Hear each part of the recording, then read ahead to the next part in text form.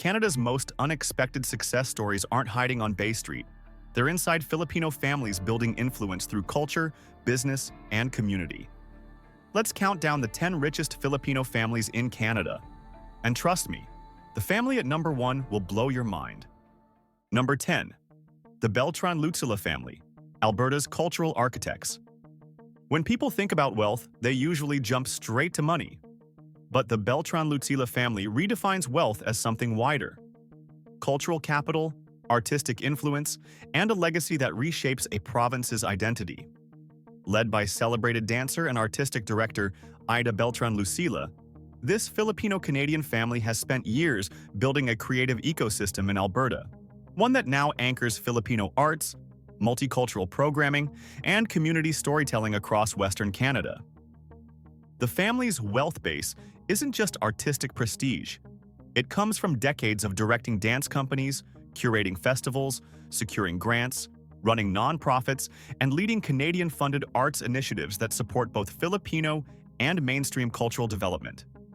Their household essentially runs a mini-cultural institution, with Ida at the forefront and family members supporting operations, programming, and community linkages. What makes their story compelling is how they turned Filipino heritage into a platform with real economic weight. Through the Chameleon Dance Edmonton projects, cultural festivals, educational programs, and partnerships with provincial arts councils, the Beltran-Lucila family built influence that many communities depend on. Their programs generate funding, jobs for artists, and collaborative opportunities that place Filipino culture squarely inside Canada's multicultural framework. As immigrants, they didn't simply adapt. They curated an entire space for Filipino identity to bloom. Their household became a hub where traditions were preserved but also modernized for Canadian audiences. That duality is why institutions across Alberta, from schools to arts councils, consistently call on them. And behind the scenes, the family functions as a creative engine: event planning, choreography, grant writing, youth mentorship, and community advocacy. It's a family-run ecosystem that holds real social value and real financial weight. The Beltran-Lucila family proves that cultural leadership is a form of wealth, especially when it shapes how an entire province celebrates diversity. And while they built their legacy through art and culture, not all power comes from the stage. Some families shape a community simply by bringing it together, and that's exactly where our next family comes in. Number 9. De la Cruz family, the organizers who built a community empire.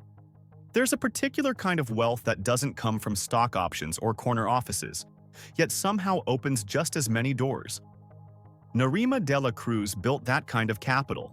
For years, she has been the connective tissue of Filipino communities across Western Canada, the person who can fill stadiums for cultural festivals, bring municipal officials to the table, and mobilize thousands around policy issues that usually stay buried in bureaucracy. Narima's ascent didn't begin with a foundation grant or a national spotlight. It started with small acts of service, volunteering at community centers, organizing cultural nights, and offering the kind of behind-the-scenes help that often goes unseen. But in Canada, consistency compounds. One event leads to three become annual traditions, and before long, she was helming some of the largest Filipino cultural festivals in the region. These festivals are not just celebrations. They're economic engines attracting sponsors, municipal support, and partnerships that turn cultural work into real influence. Her personal story adds another layer of resonance. As an immigrant navigating Canada's multicultural landscape, she learned early how representation affects access. That's why she invests so much energy in leadership programs for Filipino women. Not as symbolic gestures, but as strategic training grounds for the next generation of advocates, entrepreneurs, and civic players. Narima is also a trusted collaborator for local governments. When cities need cultural insight or community mobilization, they know she can turn out an audience, shape public conversations, and help bridge immigrant communities with Canadian institutions. That's a form of wealth often overlooked. Social capital with policy impact. But speaking of quiet power, we move to the Sagredo-Hammonds, a couple who turned a men-only industry into their own playing field. Number 8. Sagredo-Hammond family, a household that broke into the HVAC business. If you've ever underestimated the HVAC business, Sarah Sagredo-Hammond and her husband are the kind of entrepreneurs who force a double take. As president of a long-standing Canadian HVAC company, Sarah runs a business that many assume is blue-collar until they see the numbers. Commercial contracts, maintenance agreements, multi-unit service deals. HVAC is steady, high-margin, and recession-resistant. It's the kind of industry that quietly produces millionaires. Sarah didn't inherit her position. She worked her way into it, navigating a trade sector where boardrooms are overwhelmingly male and often generational. But she came in with a blend of technical knowledge and managerial discipline, turning a family-run operation into a respected local force. The company thrives on long-term service agreements, a subtle but powerful revenue engine, and her leadership has pushed it into broader construction networks, supplier partnerships, and community programs. Her background as a Filipino woman in a male-dominated field often surprises people. Yet she doesn't frame her career as defying expectations. She frames it as simply doing the work. That grounded approach is partly why she's become a fixture in Canadian business forums, leadership panels, and Filipino economic development circles. Sarah's story also has a mentorship angle. She actively advocates for women entering trades, not just for equity's sake, but because she knows firsthand that construction and home services can be transformative wealth pathways for immigrant families. In Filipino-Canadian communities, her message lands with particular weight. Stability can also come from industries people rarely consider. But from the hard edges of construction, we shift to something far more human. A family who shaped public trust in the middle of a health crisis. Number 7. The Coe family, a household that championed public health in Manitoba. If Manitoba's health system had a quiet stabilizer during its most chaotic years, it was Dr. Denise Coe. She isn't the kind of public figure who fills a room with volume, she fills it with clarity. As Manitoba's chief occupational medical officer and an assistant professor with an active research portfolio, she sits at that powerful intersection where academic expertise translates directly into provincial-level policy. And that, in Canada's public sector, is a form of wealth. The combination of stable senior appointments, consulting authority, and influence that shapes long-term systems. Her success story tracks with a familiar immigrant arc, but Denise adds her own signature to it. She arrived in Canada with scientific training already in hand, but she built her reputation here. Slowly, deliberately, and with the kind of intellectual discipline that earns trust in crisis situations. When COVID hit, Manitoba turned to her for calm direction. Her interviews became known for their steadiness. No dramatics, no jargon, just evidence and compassion delivered in equal measure. That visibility mattered. For many Filipino Manitobans, especially healthcare workers who form a huge portion of the province's essential workforce, Dr. Coe became both an advocate and a mirror of possibility. She advocated loudly for mental health support for frontline workers and quietly mentored Filipino medical students trying to navigate Canadian licensing pathways. Those relationships don't show up on resumes, but they strengthen a community's professional future. At the policy level, Denise is the kind of official who understands that health isn't just clinical charts and risk models. It's workplaces, immigrant realities, socioeconomic gaps, and cultural nuances that affect how people access care.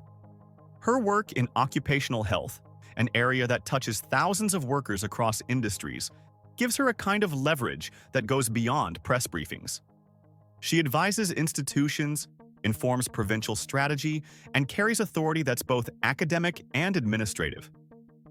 And while Dr. Coe's leadership shaped workplaces and health systems, another Filipino family stepped into a very different kind of arena, one where every decision echoes across the entire country.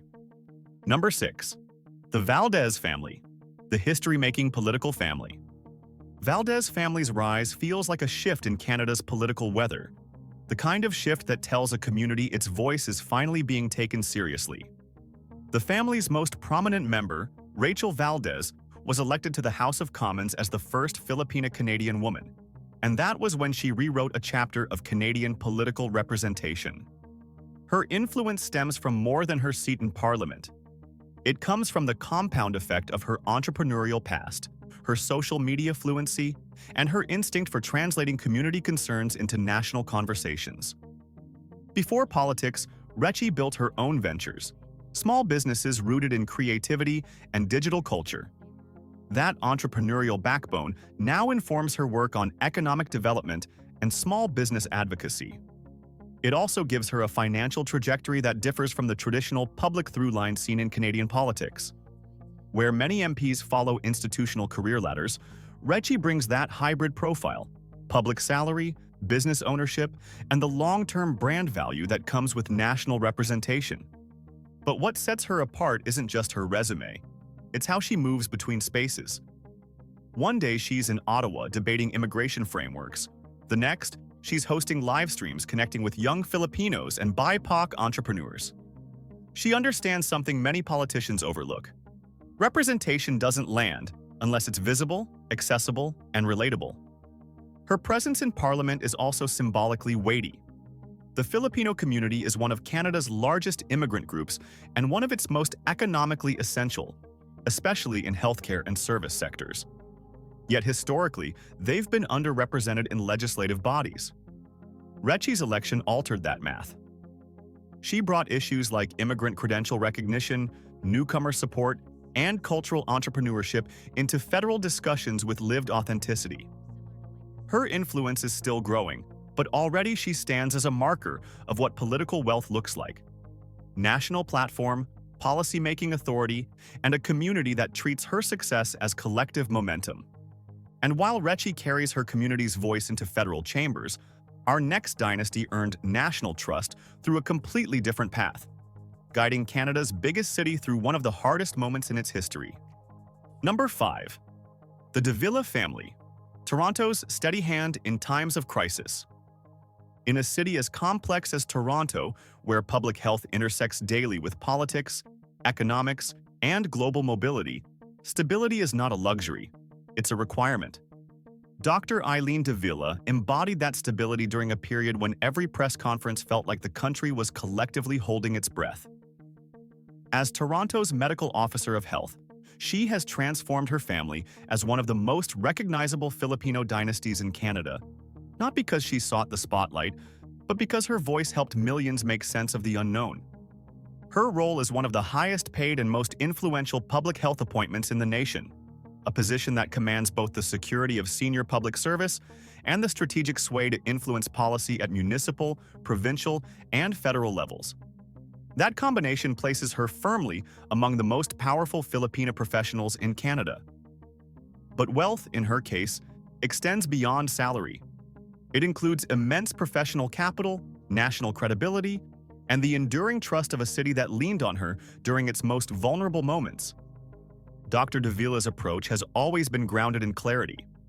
She communicates like someone who understands how people process fear, plainly, calmly, and with an analytical steadiness that never feels detached.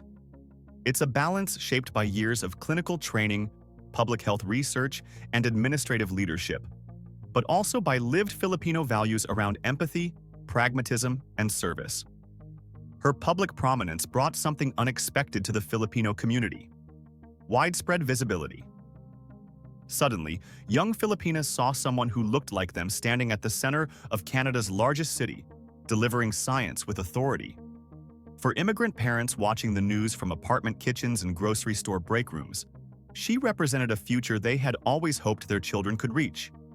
Behind the scenes, Dr. Davila oversaw teams, shaped long-term health strategies, and coordinated with political leaders under the kind of pressure that would flatten most people. Yet her demeanor never frayed. That reliability became Toronto's ballast, as well as her signature legacy. And while Dr. Davila built her influence through institutional leadership, the next family on the list took a far more global route, turning philanthropy, development, and international partnerships into their own kind of power. Number 4. The Atazado Family, Canada's global philanthropy powerhouse. If you've ever wondered how global development agendas actually move from idea to real-world impact, Atazado Family is the one behind the curtain, but not in a quiet, background character way. This family is filled with strategists in the truest sense of the word, the kind who can sit at a boardroom table with diplomats, corporate donors, UN officials, Canadian NGOs, and youth leaders, and walk out with everyone speaking the same language. That's influence. And in international philanthropy, influence is a form of wealth. At the center of the family dynamics exists Rochelle Adazado, a woman whose career hinges on roles where decisions ripple across continents. As a senior advisor at the United Nations Foundation, she deals with portfolios that shape women's health, global empowerment initiatives, and cross-border development programs. These aren't short-term community grants. We're talking systems-level work that connects governments, nonprofits, and private sector partners. With every campaign she touches, her leadership capital compounds. And yet, her story begins from a place many Filipino immigrants recognize. Starting fresh, re-establishing professional footing, and slowly carving out a niche in a Canadian landscape that doesn't always know what to do with globally minded talent.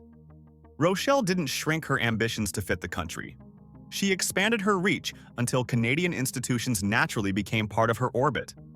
What sets her apart is this dual identity advantage. She's deeply rooted in Canada, invited regularly to speak at development conferences, university leadership talks, and philanthropy roundtables. But her work extends far beyond its borders.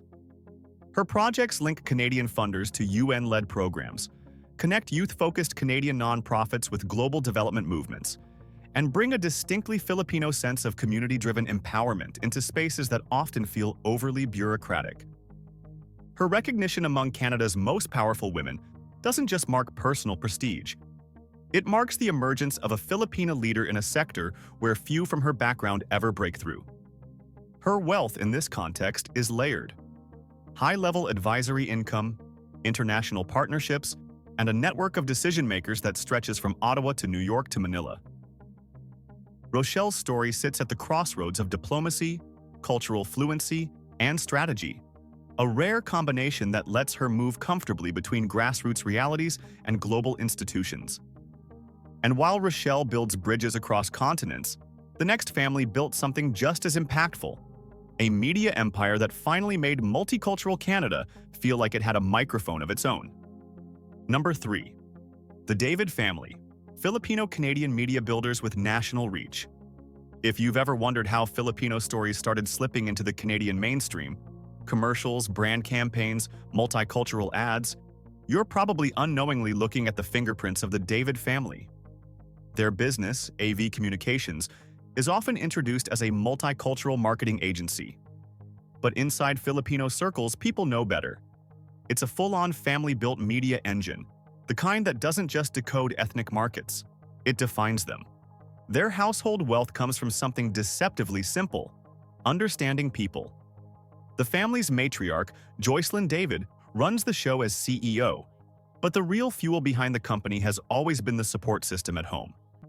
A tight-knit family that treated the Canadian immigrant grind as a collective mission. Over the years, AV Communications secured national clients across finance, retail, public services, and telecom, the kind of accounts that build multi-year revenue streams and position a Filipino family firmly inside Canada's upper entrepreneurial class. But what makes the David household especially compelling is their role, not just their earnings.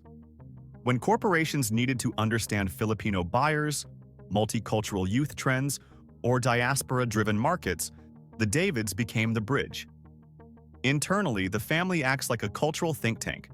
Insights at the dinner table, strategy in the studio, and constant conversations about identity, representation, and business. Their wealth is entrepreneurial, generated through equity, intellectual property, and long-term contracts, but their influence stretches further. They've helped dozens of Canadian brands shift away from generic multicultural ads and toward authentic storytelling. And within the community, they're known as champions of Filipino youth entering media, marketing, and design, offering internships, mentorship, and a living example of what representation can look like in an industry that rarely centers immigrant families. Today, the David family stands as one of the most recognizable Filipino entrepreneurial units in Canada. Their home remains rooted in Toronto, where their business continues to grow alongside Canada's multicultural population boom. They aren't just wealthy, they're culturally essential. And speaking of essential, our next family didn't just build a business. They built a healthcare hub that turned into a long-term generational asset. Number 2. The Feliprada-Patrizio family. Healthcare, entrepreneurs with generational wealth potential. If you ask pharmacists what the hardest part of the profession is, you'll hear regulations, responsibility, long hours, and the constant expectation to never make a mistake. Now imagine doing all of that while starting over in a new country. That's the Feliprada-Patrizio family, whose rise began with Ana Flor Feliprada, a pharmacist who arrived in Canada with the credentials, but not yet the license to practice. What followed was a journey many Filipino immigrants now recognize. Long nights studying, recertification exams, pulling from savings, and leaning on her family's belief in the long game. Before entrepreneurship, she spent over 14 years building a strong corporate pharmacy career. Then she made the pivot. Today, as co-owner of Schaumburg Village Pharmacy, she oversees operations, community health initiatives, business strategy, and patient care. A combination that is both financially rewarding and socially impactful. Pharmacy ownership in Canada is one of the most stable and lucrative healthcare business paths, and Ana Flor built her success through both expertise and grit. Her story is one many Filipino healthcare professionals will recognize. Arrive in Canada, retrain, recertify, study harder than anyone else in the room just to prove you belong. She went through the University of Toronto's bridging program, one of the most demanding pathways for internationally trained pharmacists, and emerged not just recredentialed, but primed for leadership. Ana Flor's approach to healthcare is distinct, patient-centered, community-facing, and rooted in accessibility. She champions medication literacy, supports older adults managing complex prescriptions, and ensures immigrant families receive culturally aware healthcare guidance. And mind you, this isn't a detached business model, but one driven through values. Her leadership ultimately caught national attention. She was named one of Canada's top 100 most powerful women, an award that signals both influence and long-term potential. Her wealth stems from multiple sources: pharmacy ownership, consulting opportunities, operations management, and her growing profile in Canadian entrepreneurship circles. But what truly sets her apart is her role as a mentor. New immigrant pharmacists seek her guidance not because she has the answers, but because she understands the battlefield, the exams, the licensing hurdles, the pressure to adapt quickly. She uses her platform to make sure the path is easier for those who follow. And now, all roads lead to our number 1 entry, a family who didn't just break into Canada's entrepreneurship sphere, but also became one of the few who redefined it. Number 1. The Santiago Cambio family. The ethical fashion innovators leading a new Filipino economy. As the founders of Cambio & Company, Jelaine Santiago and her husband stand at the intersection of luxury, heritage, and socially conscious entrepreneurship. And yes, the couple's wealth stems from something far more nuanced than a traditional tech valuation. It comes from owning a mission-driven brand with high-margin artisanal products, deep international partnerships, and a loyal diaspora market that has turned her company into the premier Filipino luxury retailer abroad. But the real engine behind Jelaine's success? She carved out a market that barely existed before she touched it: premium, ethically made Filipino fashion crafted by artisans paid at global standard wages. The result? A model where cultural identity becomes a scalable business asset, and where heritage elevates brand value instead of being used as a decorative tagline. Her story is the kind of quiet power that creeps up on you. Jelaine immigrated to Canada young, built her entrepreneurial skills from scratch, and transformed her lived experience into a business framework that now employs artisans across the Philippines, collaborates with Filipino designers, and serves a diaspora seeking identity through craft. When RBC named her one of Canada's top 25 immigrants, it wasn't just a trophy. It was an acknowledgement of how her work reshaped the narrative of Filipino global luxury. And make no mistake, this empire is Canadian to the core.